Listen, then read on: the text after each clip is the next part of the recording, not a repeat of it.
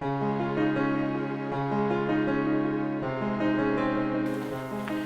magazine! Yay!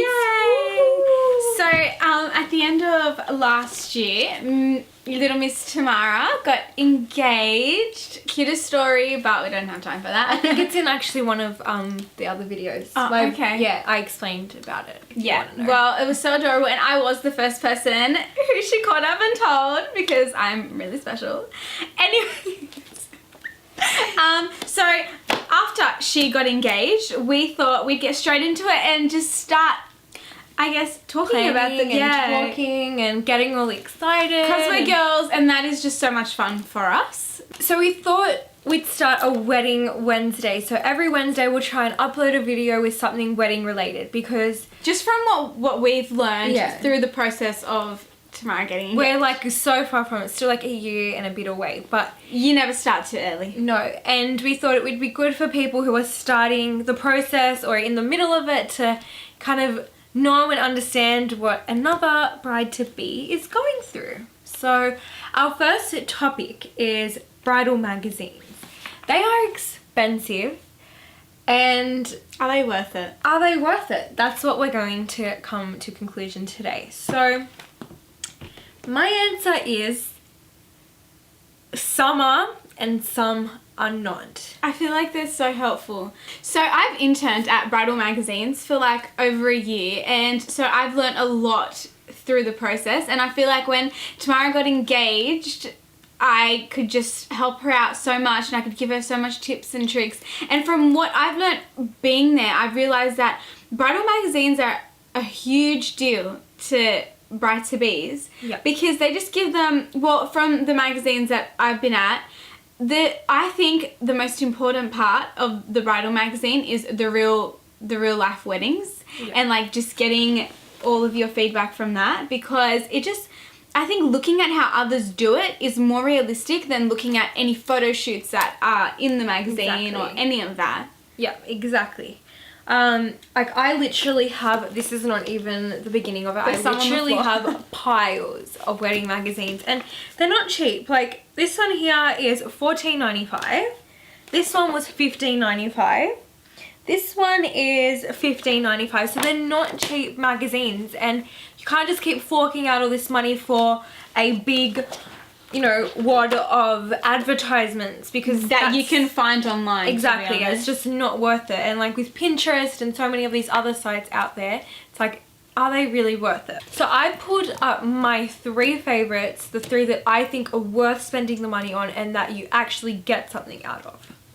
My first one is Sydney Weddings. Now, this is only good for people who are planning to get married in Sydney, but I believe that they do have editions in other cities States, as well, yeah. like Melbourne weddings, Brisbane weddings, etc. They're really good for people who are getting married in Sydney. It's literally like a Bible. It has everything you could think of from... What are you laughing at? Yes. Okay. It has everything you could think of, from ceremonies to receptions to car hire. They've even got a big section of real weddings as well, which, like Lita said, is just so helpful, because you actually get to see photos of people's weddings, what they've done, how And they styled. stories, they're the cutest. Stories that, yeah, are cute. But it is really 100% worth it, because it is so good to look at all your options in the city that you plan to get married in. And it's also really good because there's so much all in one, whereas Exactly. different magazines that'll be only this or only that. So to have it all in one thing is It's so just helpful. really helpful. Yeah.